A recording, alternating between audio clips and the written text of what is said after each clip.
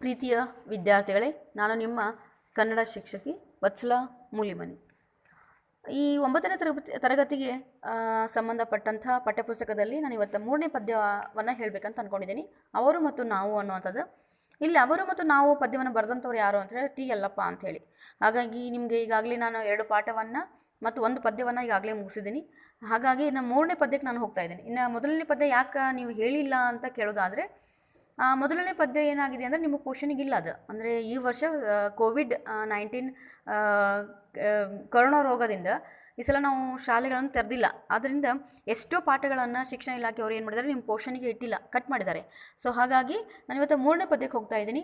ಅವರು ಮತ್ತು ನಾವು ಅನ್ನುವಂಥ ಪದ್ಯ, ಅದು ಟಿ ಯಲ್ಲಪ್ಪ ಅವರು ಬರೆದಿರೋದು. ಕವಿ ಪರಿಚಯ ತುಂಬ ಮಹತ್ವದ ಅಂತ ಹೇಳ್ತಾನೆ ಇದ್ದೀನಿ. ಹಾಗಾಗಿ ಪೇಜ್ ನಂಬರ್ 80 ತೆಗೀರಿ. ಟಿ ಯಲ್ಲಪ್ಪ ಅವರ ಪರಿಚಯ ಹೇಳ್ಬಿಡ್ತೀನಿ. ಟಿ ಯಲ್ಲಪ್ಪ ಅವರು 1970ರಲ್ಲಿ ಜನಿಸಿದರು. ಬೆಂಗಳೂರು ವಿಶ್ವವಿದ್ಯಾಲಯದಿಂದ MA ಮತ್ತು MPhil ಪದವಿಯನ್ನು ಪಡ್ಕೊಂಡ್ರು. ಇವರು 22ರ ಅಳಲು ಹಾಗೂ ಕಡಲಿಗೆ ಕಳಿಸಿದ ದೀಪ, ಚಿಟ್ಟೆ ಮತ್ತು ಜೀವಯಾನ, ಹಲವಾರು ಕೃತಿಗಳನ್ನ ಇವರು ಏನು ಮಾಡಿದ್ದಾರೆ ಅಂತಂದರೆ ರಚನೆ ಮಾಡಿದ್ದಾರೆ ಅನ್ನುವಂಥದ್ದು. ಇವರಿಗೆ ನಾಡೋಜಿ ಚನ್ನವೀರ ಕಣ್ವಿ ಪ್ರಶಸ್ತಿ, GS ಶಿವರುದ್ರಪ್ಪ ಕಾವ್ಯ ಪ್ರಶಸ್ತಿ, ಸಂಕ್ರಮಣ ಕಾವ್ಯ ಸ್ಪರ್ಧೆಯ ಬಹುಮಾನ, ಸಂಚಯ ಸಾಹಿತ್ಯ ಸ್ಪರ್ಧೆಯ ಬಹುಮಾನ, ಕಡಲಿಗೆ ಕಳಿಸಿದ ದೀಪ ಕೃತಿಗೆ ಕರ್ನಾಟಕ ರಾಜ್ಯ ಸಾಹಿತ್ಯ ಅಕಾಡೆಮಿ ಪ್ರಶಸ್ತಿ ಏನಾಗೈತಿ ಲಭಿಸಿದೆ ಅನ್ನುವಂಥದ್ದು. ಪ್ರಸ್ತುತ ಅವರು ಮತ್ತು ನಾವು ಕವಿತೆಯನ್ನು ಅವರ ಚಿಟ್ಟೆ ಮತ್ತು ಜೀವಯಾನ ಕವನ ಸಂಕಲಿಂದ ಏನು ಮಾಡ್ಕೊಂಡಿವಿ, ಆಯ್ಕೆ ಮಾಡ್ಕೊಂಡಿದ್ದೀವಿ ಅನ್ನುವಂಥದ್ದು. ಹಾಗಾಗಿ ಇಷ್ಟು ಕವಿ ಪರಿಚಯ ವಿದ್ಯಾರ್ಥಿಗಳು, ನೀವು ಕವಿ ಪರಿಚಯನ ಒಂದ್ಸಲ ಓದ್ಕೋರಿ, ಮನನ ಮಾಡ್ಕೋರಿ ಅಂತ ಹೇಳ್ತಾ ನಾನು ಇಲ್ಲೇ ಪದ್ಯಕ್ಕೆ ಹೋಗ್ತಾ ಇದ್ದೀನಿ. ಅವರು ಮತ್ತು ನಾವು ಅಂದರೆ ಏನು ಅಂತ ಹೇಳಿದರೆ, ಇಲ್ಲಿ ಇಬ್ಬರು ಇದ್ದಾರೆ, ಅವರು ಮತ್ತು ನಾವು ಅಂದರೆ ಯಾರು ಇಲ್ಲಿ? ಈ ನಿಮಗೆ ಕನ್ನಡ ಸಾಹಿತ್ಯದಲ್ಲಿ 4 ಘಟ್ಟಗಳು ಬರ್ತಾವಂತಲೇ ಹೇಳ್ತಾನೆ ಇದ್ದೀನಿ. ಮೊದಲೇದಾಗಿ ಬರುವಂಥದ್ದು ಯಾವುದು ಅಂತ ಹೇಳಿದರೆ ನವೋದಯ, ನವ್ಯ, ಪ್ರಗತಿಶೀಲ, ದಲಿತ ಮತ್ತು ಬಂಡಾಯ ಅನ್ನುವಂಥದ್ದು ನಿಮಗೆ 4 ಘಟ್ಟಗಳು ಬರ್ತಾವೆ. 4 ಘಟ್ಟಗಳಲ್ಲಿ ಹಲವಾರು ಕವಿಗಳು ಬರ್ತಾರೆ. ಆದರೆ ಈ ಪದ್ಯ ಎದಕ್ಕೆ ಸಂಬಂಧಪಟ್ಟದ್ದು ಅಂದರೆ ದಲಿತ ಮತ್ತು ಬಂಡಾಯಕ್ಕೆ ಸಂಬಂಧಪಟ್ಟದ್ದು. ಇಲ್ಲಿ ಟಿ ಯಲ್ಲಪ್ಪನವರು ಏನು ಮಾಡ್ತಾರೆ, ದಲಿತರ ಬಗ್ಗೆ ಬರಿತಾ ಹೋಗ್ತಾರೆ. ಈ ಉಳ್ಳವರು ಮತ್ತು ಇಲ್ಲದವರು ಅಂದರೆ ಹೆಂಗೆ? ಉಳ್ಳವರು ಅಂದರೆ ಯಾರು? ಇಲ್ಲಿ ಶ್ರೀಮಂತ ವರ್ಗದವರು, ಇಲ್ಲದವರು ಅಂದರೆ ಶೋಷಿತ ವರ್ಗದವರು. ಶೋಷಿತ ಅಂತಂದ್ರೆ ಈ ನಿಮಗೆ ಶೋಷಣೆಗೆ ಒಳಪಟ್ಟಂಥವರು. ನೀವೆಲ್ಲ ಈಗ ಮಹಾನಾಯಕ ಭೀಮರಾವ್ ಅವ್ರದ್ದು ಧಾರಾವಾಹಿ ಸೀರಿಯಲನ್ನು ನೋಡ್ತಾನೆ ಇದ್ದೀರಿ, ಹೌದಾ? ಡಾಕ್ಟರ್ BR ಅಂಬೇಡ್ಕರ್ ಅವ್ರದ್ದು ಸೀರಿಯಲ್ ಬರುತ್ತೆ. ಇವರೆಲ್ಲ ಏನು ಮಾಡ್ತಾರೆ ಅಂದರೆ ಶೋಷಿತ ವರ್ಗದವರ ಪರವಾಗಿ ಹಲವಾರು ಹೋರಾಟಗಳನ್ನು ಮಾಡ್ತಾನೆ ಬಂದಿದ್ದಾರೆ. ಹಾಗಾಗಿ ಶೋಷಿತರು ಈಗ ಅದು ಏನಾಗಿದೆ, ಶೋಷಿತ ವರ್ಗದವರ ಮೇಲೆ ಶೋಷಣೆ ಕಡಿಮೆ ಆಗ್ತಾ ಇದೆ ಈಗ ಇತ್ತೀಚೆಗೆ. ಮೊದಲು ತುಂಬ ಇತ್ತು, ಅವ್ರ ಮೇಲೆ ತುಂಬ ಶೋಷಣೆ ಆಗ್ತಾ ಇತ್ತು. ಹಾಗಾಗಿ ಅದಕ್ಕೆ ಅವರಿಗೆ ಸಂಬಂಧಪಟ್ಟಂಥ ಇದು ಪದ್ಯ ಅವರು ಮತ್ತು ನಾವು ಅನ್ನುವಂಥದ್ದು. ಅಂದರೆ ಶ್ರೀಮಂತರ ವರ್ಗದವರು ಈ ಶೋಷಿತ ವರ್ಗದವರನ್ನು ಹೇಗೆ ನಡೆಸ್ಕೊತಾ ಇದ್ರು ಅನ್ನೋದನ್ನು ಈ ಪದ್ಯದಲ್ಲಿ ಏನು ಮಾಡ್ತಾರೆ, ಟಿ ಯಲ್ಲಪ್ಪನವರು ಹೇಳ್ಕೊತಾ ಹೋಗ್ತಾರೆ. ಹಾಗಾಗಿ ಮೊದಲನೇ ಪ್ಯಾರಾಗ್ರಾಫ್ ಏನಿದೆ ಅಂತಂದರೆ, ನಾವು ತಿನ್ನುವುದಕ್ಕೆ ಅನ್ನ ಕೇಳಿದೆವು, ಅವರು ಹುಳ ಬಿದ್ದ ಅಕ್ಕಿ ಕೊಟ್ಟರು. ನಾವು ಹುಳ ದೇವರಿಗೆ ಕೊಟ್ಟು ಅಕ್ಕಿಯನ್ನು ಕಣ್ಣಿಗೊತ್ತಿಕೊಂಡು ಅನ್ನ ಮಾಡಿ ಉಂಡೆವು. ನೋಡ್ರಿ, ಅವಾಗಿನ ಕಾಲದಲ್ಲಿ ಹೆಂಗಿತ್ತು ಅಂದರೆ, ನೀವು ಸಮಾಜ ವಿಜ್ಞಾನ ಶಿಕ್ಷಕರೆಲ್ಲ ಹೇಳಿರ್ತಾರೆ ಆವಾಗ ಶೋಷಿತ ವರ್ಗ ಹೆಂಗಿತ್ತು, ಶೋಷಣೆ ಹೆಂಗೆ ಮಾಡ್ತಾಯಿದ್ರು ಅನ್ನೋದನ್ನು. ಆದರೂ ಕೂಡ ಇಲ್ಲಿ ಏನಾಗಿದೆ ಅಂದರೆ, ನಾವು ತಿನ್ನುವುದಕ್ಕೆ ಅನ್ನ ಕೇಳಿದೆವು, ಅವ್ರು ಶೋಷಿತ ವರ್ಗದವರು ಅಥವಾ ಕಡಿಮೆ ಕಾಸ್ಟ್ ಅಥವಾ ಕಡಿಮೆ ಕುಲದವರು ಅಂತ ಬರುತ್ತೆ ಇಲ್ಲಿ. ಅವ್ರೇನು ಮಾಡಿದ್ದಾರೆ, ಈಗೂ ಕೂಡ ಕಟಗರಿಗಳಿದಾವೆ. GM ಅಂತಿದೆ, SC ST ಹಲವಾರು ಕಟಗರಿಗಳು ಬರ್ತಾವೆ ಜಾತಿಯಲ್ಲಿ, ಹೌದಾ? ಹಾಗಾಗಿ ನಾವು ತಿನ್ನುವುದಕ್ಕೆ ಅನ್ನ ಕೇಳಿದೆವು. ಯಾರು? ಶೋಷಿತ ವರ್ಗದವರು. ಯಾರಿಗೆ ಕೇಳಿದರು? ಶ್ರೀಮಂತರಿಗೆ ಅಥವಾ ಉಚ್ಚ ವರ್ಗದವರಿಗೆ ಅಥವಾ ಮೇಲ್ವರ್ಗದವರಿಗೆ ಕೇಳ್ತಾರೆ. ಯಾರು? ನಾವು ತಿನ್ನುವುದಕ್ಕೆ ಅನ್ನ ಕೇಳಿದೆವು, ಅವರು ಹುಳ ಬಿದ್ದ ಅಕ್ಕಿಯನ್ನು ಕೊಡ್ತಾರೆ. ನೋಡ್ರಿ, ನಮ್ಗೆ ಅಕಸ್ಮಾತ್ ಯಾರಾದರೂ ಭಿಕ್ಷೆಗೆ ಬಂದಾಗ ನಾವು ಚಲೋ ಆಹಾರವನ್ನು ಅವ್ರಿಗೆ ನೀಡಂಗಿಲ್ಲ. ಇನ್ನೇನು ಹಳಸ್ತದ, ಅದು ರೊಟ್ಟಿ ಹಾಳಾಗೈತಿ ಅನ್ನೋಂಗೆ ಇದ್ರೆ ಮಾತ್ರ ನಾವು ಏನು ಮಾಡ್ತೀವಿ, ಅವ್ರಿಗೆ ದಾನ ಧರ್ಮ ಮಾಡ್ತೀವಿ. ಆ ಥರ ಮಾಡೋದು ತಪ್ಪು. ಆ ಥರ ಮಾಡೋದ್ರಿಂದ ಏನಾಗುತ್ತೆ ಅಂತಂದರೆ ನಮಗೆ ಪಾಪ ಬರುತ್ತೆ. ಏನು ಅಂದರೆ, ಈಗ ಕೆಲವೊಬ್ಬರು ನೀಡ್ತಾ ಇರ್ತಾರೆ, ಹಳಸಿದ ಅನ್ನ ನೀಡ್ತಾರೆ, ಅಥವಾ ಹುಳ ಬಿದ್ದ ಅಕ್ಕಿಗಳನ್ನು ಕೊಡುವಂಥದ್ದು, ಅಥವಾ ಹರಿದ ಬಟ್ಟೆಗಳನ್ನು ದಾನ ಮಾಡುವಂಥದ್ದು. ಇದು ದಾನ ಅನ್ನಿಸ್ಕೊಳಂಗಿಲ್ಲ, ಇದು ದಾನ ಅಂತ ಅನ್ನಿಸ್ಕೊಳಂಗಿಲ್ಲ ವಿದ್ಯಾರ್ಥಿಗಳೇ. ಅವರು ಏನು ಮಾಡ್ತಾರೆ ಅಂದರೆ, ಈ ದಲಿತರು ಅಥವಾ ಈ ಶೋಷಿತ ವರ್ಗದವರು ತಿನ್ನಲಿಕ್ಕೆ ಅನ್ನ ಅಥವಾ ಅಕ್ಕಿಯನ್ನು ಕೇಳಿದಾಗ ಅಥವಾ ಅನ್ನವನ್ನು ಕೇಳಿದಾಗ, ನಾವು ತಿನ್ನುವುದಕ್ಕೆ ಅನ್ನ ಕೇಳಿದೆವು, ಅವರು ಹುಳ ಬಿದ್ದ ಅಕ್ಕಿಯನ್ನು ಕೊಟ್ಟರು.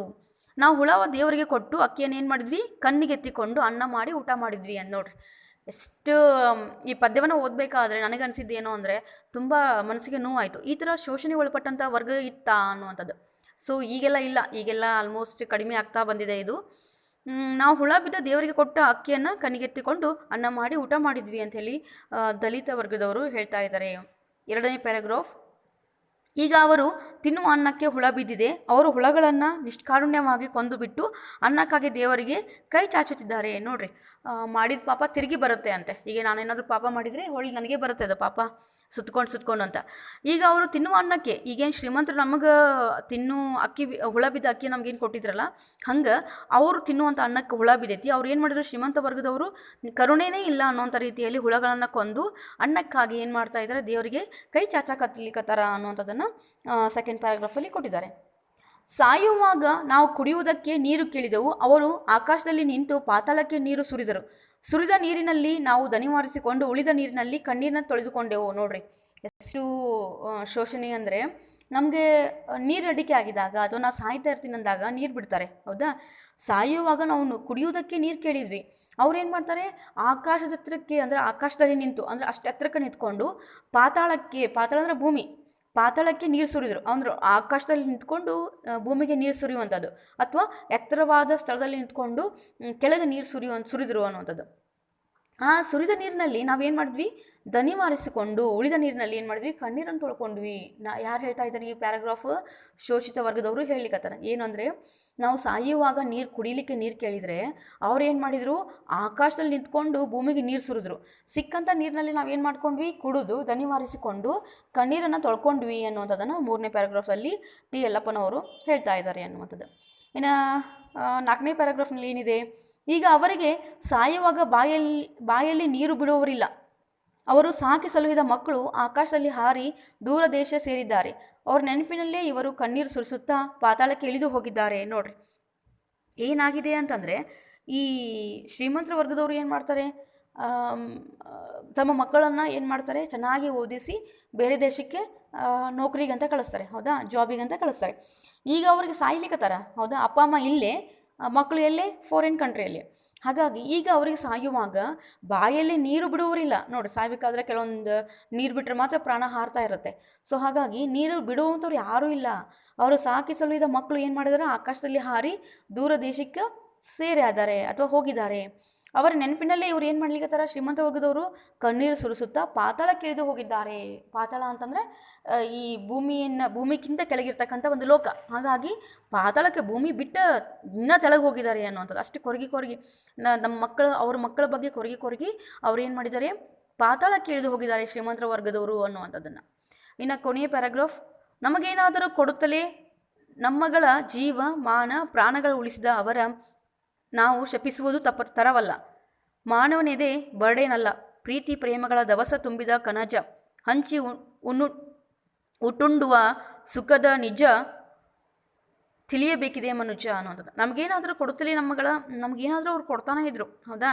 ನಮ್ಮನ್ನೇನವರು ಹುಳ ಬಿದ್ದ ಅಕ್ಕಿ ಇರ್ಬೋದು, ಹರಿದ ಬಟ್ಟೆಗಳಿರ್ಬೋದು, ಅಥವಾ ಮೇಲೆ ನಿಂತ್ಕೊಂಡು ನೀರಾದರೂ ಹಾಕ್ತಿರ್ಬೋದು, ಒಟ್ಟು ಕೊಡ್ತಾನೆ ಇದ್ದಾರೆ.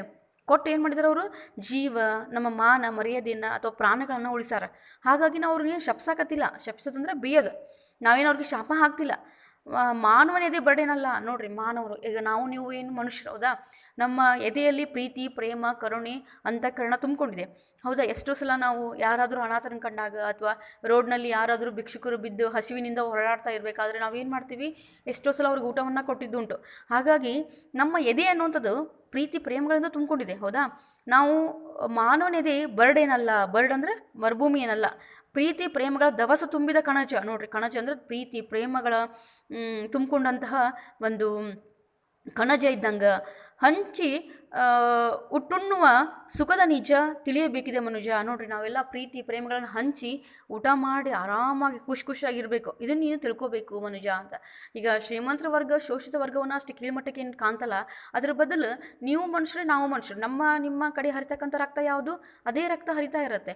ಹಾಗಾಗಿ ನಿಮ್ಗೆ ಇರ್ತಕ್ಕಂಥ ಕಷ್ಟ ನೋವುಗಳು ನಮಗೂ ಇರ್ತಾವೆ ಅನ್ನೋವಂಥ ರೀತಿಯಲ್ಲಿ ಪ್ರೀತಿ ಪ್ರೇಮದಿಂದ ಕಂಡಿದ್ರೆ ಸಮಾಜ ಅನ್ನುವಂಥದ್ದು ಭಾಳ ಸುಸೂತ್ರವಾಗಿ ನಡೀತಾ ಇತ್ತು. ಆದರೆ ಅವಾಗಿನ ಕಾಲದಲ್ಲಿ ಹೆಂಗಿತ್ತು ಅಂದರೆ ವರ್ಗಗಳಿದ್ದು, ಈ ಕೆಳವರ್ಗ ಮೇಲ್ವರ್ಗ ಅನ್ನುವಂಥದ್ದು. ಕೆಳವರ್ಗ ಯಾವತ್ತಲೂ ದುಡಿತಾನೆ ಇರಬೇಕು, ಮೇಲ್ವರ್ಗ ಯಾವತ್ತಲೂ ಆರಾಮಾಗಿ ಐಷಾರಾಮಿ ಜೀವನವನ್ನು ಸಾಗಿಸ್ತಾ ಇದ್ರು. ಅದಕ್ಕೆ ಸಂಬಂಧಪಟ್ಟಂಥ ಈ ಪದ್ಯ, ಈ ಪದ್ಯ ತುಂಬ ಚೆನ್ನಾಗಿದೆ. ಒಂದ್ಸಲ ನೀವು ಓದ್ಕೋರಿ. ಹಾಗೆ ಟಿ ಯಲ್ಲಪ್ಪ ಅವರ ಕವಿ ಪರಿಚಯನೂ ಕೂಡ ನೀವು ಮನನ ಮಾಡ್ಕೋರಿ. ನಿಮ್ಗೇನಾದರೂ ನಿಮಗೆ ಪ್ಯಾರಾಗ್ರಾಫ್ ಯಾವ್ದಾದ್ರು ಪ್ಯಾರಾಗ್ರಾಫ್ ನಮ್ಗೆ ಸರಿಯಾಗಿ ಅರ್ಥ ಆಗಲಿಲ್ಲ ರೀ, ಅಥವಾ ಇದರಲ್ಲಿ ಇನ್ನೊಂದು ಸ್ವಲ್ಪ ನಾವು ಇನ್ನು ಅರ್ಥ ಆಗೋಂಗೆ ಹೇಳ್ರಿ ಅನ್ನೋದಾದರೆ, ಶಾಲೆಗಳೆಲ್ಲ ನಾನು ಶಾಲೆಯಲ್ಲಿ ಇರ್ತೀನಿ, ಬಂದು ಅದನ್ನು ಹೇಳಿಸ್ಕೋಬೇಕಂತ ವಿದ್ಯಾರ್ಥಿಗಳೇ ನಿಮಗೆ ನಾನು ಹೇಳ್ತಾ ನನ್ನ ತರಗತಿಯನ್ನು ಮುಗಿಸ್ತಾ ಇದ್ದೀನಿ. ಇದಕ್ಕೆ ಸಂಬಂಧಪಟ್ಟಂಥ ಪ್ರಶ್ನೆ ಉತ್ತರಗಳನ್ನು ನೀವು ಬರೀತೀರಿ ಅಂತ ಅಂದ್ಕೊಂಡಿದ್ದೀನಿ. ಹಾಗಾಗಿ ನಿಮ್ಮ ನೋಟ್ಸ್ನಲ್ಲಿ ಪ್ರಶ್ನೆ ಉತ್ತರಗಳನ್ನು ಬರೆದು ನೀವು ಓದ್ಕೋರಿ ಅಂತ ಹೇಳಿ ನನ್ನ ತರಗತಿಯನ್ನು ಮುಗಿಸ್ತಾ ಇದ್ದೀನಿ. ಧನ್ಯವಾದಗಳು.